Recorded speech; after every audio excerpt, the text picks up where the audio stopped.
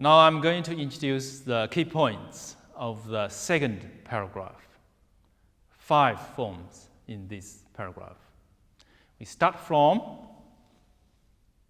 apparent close-up. Rotate to the left heel. Hold the ball.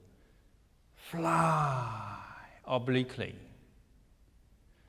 Very rare in our Yang style Tai Chi, we move the hand that high.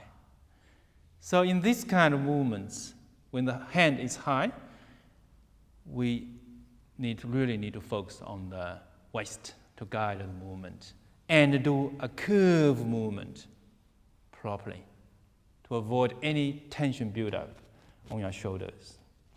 Another thing I would like to mention is when we fly, make sure both arms are flying, not just one arm. That's only one wing, then you cannot fly. So another hand also need to fly. Rotate to the right heel, hold the ball, take a step, sway, and pierce out, punch under elbow. This movement is a long distance move of the arms. And also change your direction. Make sure the direction is right. And also use your waist to guide the movement. Make it smooth and nice. Punch under elbow. Now rotate both hands. Step back. Whoa, hands. Step back. Whoa, hands. Step back and whoa, hands.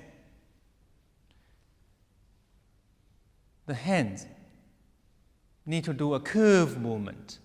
Try not to have a straight line movement in this one. Curve movement. And also use your waist to guide the movement. Then the whole movement can be graceful and avoid the tension buildup. Continue landing, rotate left heel and right ball over the foot, land on the heel, take a step, go. Jet lady walk shuttles. Hold the ball, take a step, jet lady walk shuttles, the other side. When we do these jet ladies walk shuttles, we try to make sure rotate, pushing and landing at the same time. That is going to make much more graceful. Rotate, pushing and landing at the same time. Hold the ball, part horses man to the left. Rotate.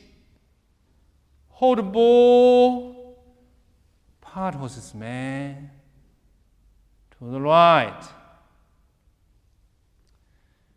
You can see lots of bow steps here.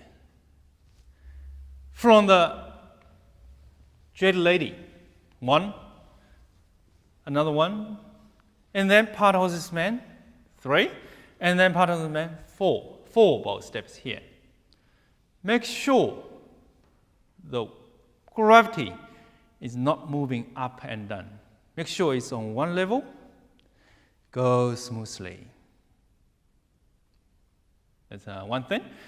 Another thing is I would like to mention when we do this,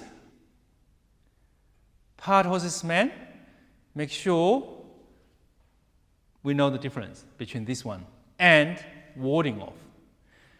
If it's warding off, the hand chest level and face to the chest. Part horses man, the hand is shoulder level, higher, and face up obliquely. Also, the hand, when part horses man, is via the wrist, parting. Warding off. When we do the warding off, it's via the forearm, warding off. Now, I would like to introduce the attacking and defending meaning of those movements. Darren.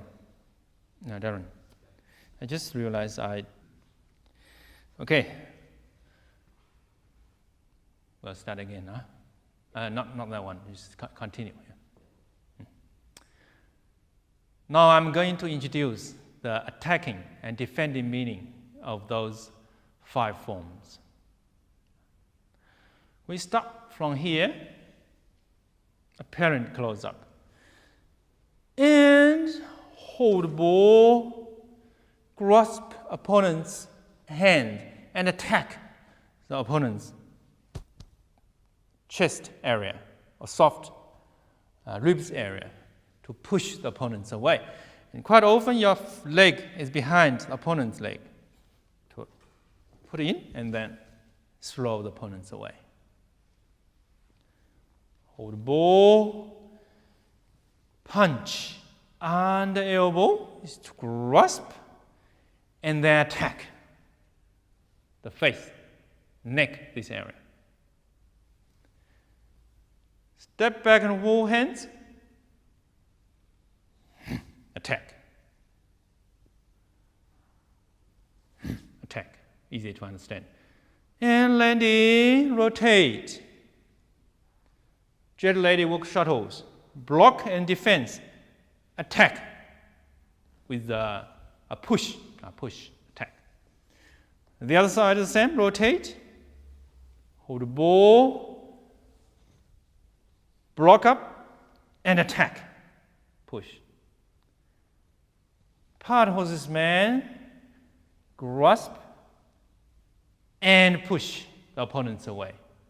Grasp the opponent's arm and then push the rib, chest area. The other side is the same. Hold the ball, grasp and press the opponents. All right, so that's the attacking and defending meaning of these 5 forms.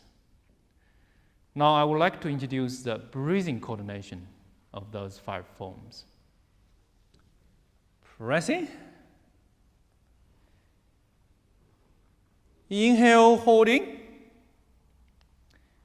Exhale, fly. Inhale, holding. Exhale, swing, sway. Inhale, pulling. Exhale, punch. In, rotate. Exhale, push. In, rotate. Exhale, push. In, holding. Exhale, push. In, holding. Exhale, push. In, holding. Exhale, parting. In, holding. Exhale, parting. Okay, so that's the breathing coordination of those 5 forms.